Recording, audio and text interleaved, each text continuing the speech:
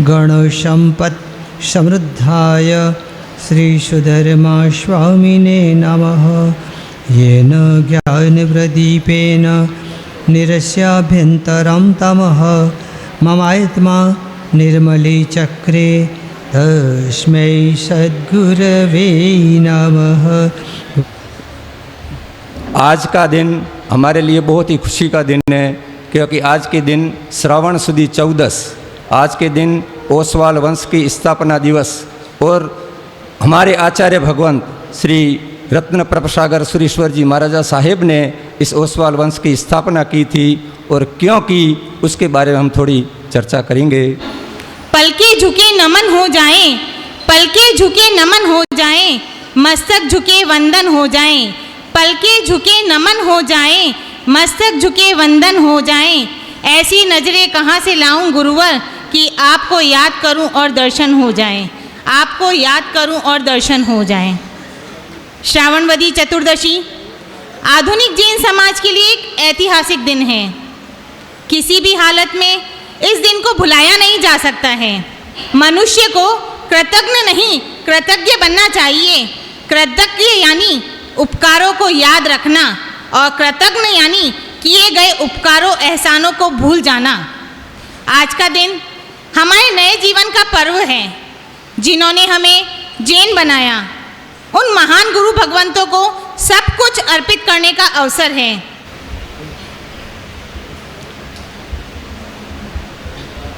इतिहास की धरोहर ओसवाल का नाम, इतिहास की धरोहर ओसवाल का नाम, संस्कारों से भरपूर सच्चाई का धाम। मिलकर हम सब चलें एक नए उजाले में, मिलकर हम सब चलें एक नए उजाले में। संघर्षों को हराकर बढ़ें आगे हर काम, संघर्षों को हराकर बढ़े आगे हर काम।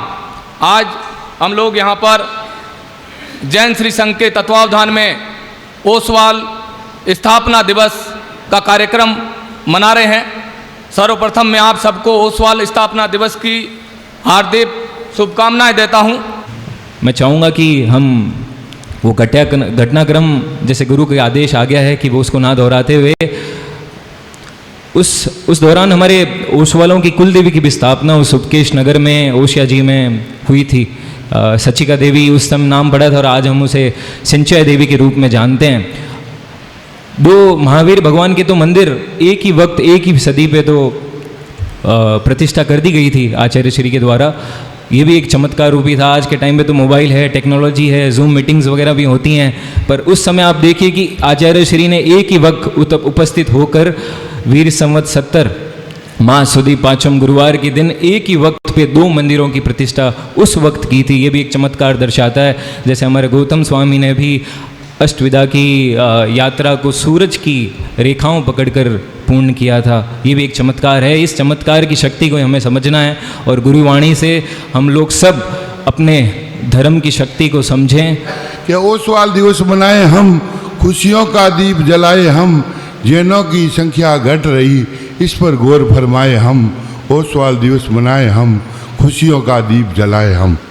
कि फिजूल खर्च और आडंबरों से खुद को इससे बचाए हम, फिजूल खर्च और आडंबरों से खुद को इससे बचाए हम। जैन धर्म विश्व में बढ़ता रहे, जनसंख्या को भी बढ़ाए हम। ओसवाल दिवस मनाए हम। ओसवाल स्थापना दिवस के अवसर पर आपका सभी वक्ताओं ने काफ़ी कुछ बताया है। मैं तो आपसे इतना ही निवेदन करूंगा कि भगवान महावीर की परंपरा के गौरवशाली ओसवाल वंश की समृद्धि अभिवृद्धि में हम सभी अपना योगदान दें। भगवान के बताए मार्ग पर चलकर प्राणी मात्र की कल्पना करें। जय जिनेन्द्र। सभी जैन संगठन के पदाधिकारी को आज ओसवाल संगठन स्थापना दिवस की बहुत बहुत शुभकामनाएं। आज एक महत्वपूर्ण दिन मना रहे हैं हम। आज हमारे समाज का स्थापना दिवस है। यह एक ऐतिहासिक पल है जो हमारे समाज की एकता और सहयोग, एक सामूहिक प्रयासों की दिशा में नया कदम है। जग में मुकाबला नहीं है, जग में मुकाबला नहीं है सत्य की शमशीर का, सत्य की शमशीर का। आज तक पैदा नहीं हुआ, आज तक पैदा नहीं हुआ तिरसला के महावीर सा, तिरसला के महावीर सा।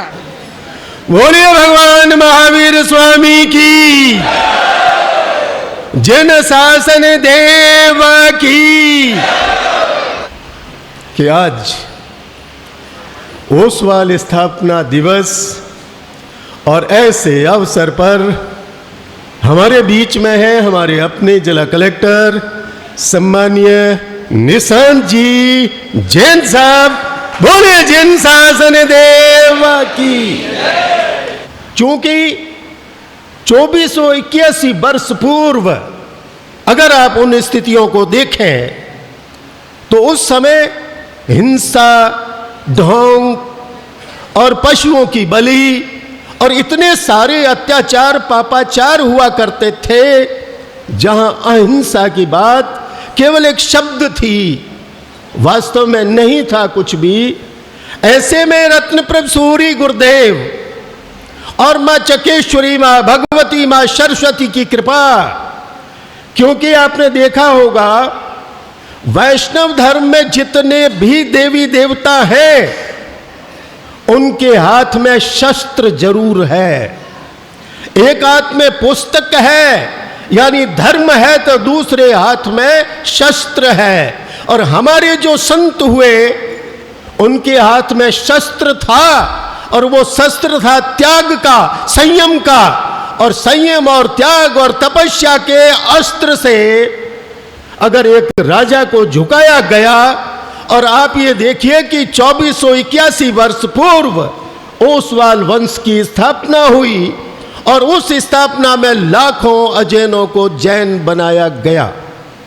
और उसमें जो 18 गोत्र सबसे पहले गुरुदेव ने जो स्थापित की, उसकी पहली गोत्र थी तातेहेड़, और तातेड़ आपके सामने खड़ा है। तो मैं आपसे कहना चाहता हूं कि इतने वर्षों के बाद आज उन गुरुदेव को आप याद करें, वंदन करें, नमन करें, क्योंकि उन्होंने ही एक रास्ता बताया कि भगवान महावीर के शासन में चले जाइए, क्योंकि इससे बड़ा कोई शासन है नहीं। और आज जब हम जैन हैं, हम ओसवाल हैं, तो हमें विचार करना चाहिए कि एक तो वो महान गुरु थे हमारे, जिन्होंने अजैनों को जैन बना करके सत्य, अहिंसा, अपरिग्रह, और आप देखिए कि जहां बुद्ध है वहां करुणा है, महावीर है वहां अहिंसा है, और जहां कमल प्रभ सागर जी है वहां साधना साधना साधना और आराधना है, इसके अलावा कुछ नहीं है। और मेरी रैंक आई, IAS मिला, राजस्थान का ऑर्डर मिला। तो उस समय भी जब इंटरव्यू होते थे या मीडिया में पूछते थे, तो वो एक पूछते कि आपके रोल मॉडल कौन है। तो निश्चित रूप से रोल मॉडल सबके अपने महापुरुष होते हैं। हम लोग डॉक्टर कलाम से प्रेरणा लेते हैं, स्वामी विवेकानंद से प्रेरणा लेते हैं, सबके अपने अपने रोल मॉडल होते हैं। मेरे भी रहे, पर मैंने ये कहा कि बचपन से जो पाठशाला का सौभाग्य मिला, मंदिर का सौभाग्य मिला, तो भगवान महावीर स्वामी मेरे रोल मॉडल है। तो उन्होंने बड़ा आश्चर्य किया कि ये कैसे बोला, ऐसा तो किसी ने कभी नहीं बोला। तो मैंने कहा कि अहिंसा, अनेकांत और अपरिग्रह, हम लोगों ने अहिंसा पर तो ध्यान देते हैं, पर अनेक महावीर के जो 3 कोर वैल्यूज़ हैं, जिनको हम AAA बोल सकते हैं, अहिंसा, अनेकांत और अपरिग्रह, कभी कभी हम लोग अनेकांत और अपरिग्रह को भूल जाते हैं। पर ये तीनों सिद्धांत जीवन के हर मोड़ पे, जब भी कभी कोई द्वेष होता है, क्लेश होता है, जब भी कोई मन मुटाव होता है, लड़ाई होती है आपस में, कोई विवाद होता है, तो उस समय अनेकांतवाद का सिद्धांत हमारे जीवन में हर मोड़ पे हमारे साथ होता है। इसी तरह से जो भी सामग्री है उसको अगर अपरिग्रह के भाव से उपभोग करें, तो उसका एक जो एक हमारे कवि हुए हैं हिंदी के, नीरज, तो उनकी एक पंक्ति है कि जितना कम सामान रहेगा उतना सफ़र आसान रहेगा। ये जो हमारे गुरुदेव बैठे हुए हैं, कोई सामान अपने पास लेकर नहीं चलते हैं, सारा सामान इन्होंने त्याग दिया है। ये 400 साल विक्रम संवत के पूर्व की घटना है, और 70 साल भगवान महावीर के बाद की घटना है। इस बात का उल्लेख तपागज की पटावली, अचलगज की पटावली, उस समय में स्थापित कोरंट गज की पटावली, खरतरगज की पटावली और बृहत नागपुरी या तपागज अर्थात पायचन गज की पटावली में उल्लेख मिलता है। उस समय आज लगभग 250 गोत्र है जो इस ओसिया जी से जुड़ी हुई है, उन सबके लिए उन समर्थ आचार्य भगवंतों ने रत्नप्रभु श्री जी आदि जो साधना सिद्ध थे, उन्होंने ओसिया देवी को इसके लिए वचनबद्ध किया कि इन सब की रक्षा आपको करनी है। तब देवी माँ ने जो भी कहा होगा, और उसके बाद भी जिन्होंने जैन धर्म अंगीकार किया, आचार्य भगवान दादा गुरुदेव जयदत्त सूरी जी, अचलगंज के जयसिंह सूरी जी और अनेक ऐसे महापुरुष जिन्होंने समय समय पर उसी परंपरा के अंदर क्षत्रियों को अजैनों को जैन बनाया, उसके साथ ही उनके कुल देवियों की स्थापना भी साथ में की गई, ताकि कुल देवियों का स्मरण करने पर उन कुल देवियों ने आज तक उन परंपराओं का, उन परंपरा में आए हुए पुरुषों का रक्षा किया। अपने इस इलाके में उसकी मान्यता है और आज भी हम अनेक स्थानों पे जाकर के उन कुल देवी का एहसान मानते हैं।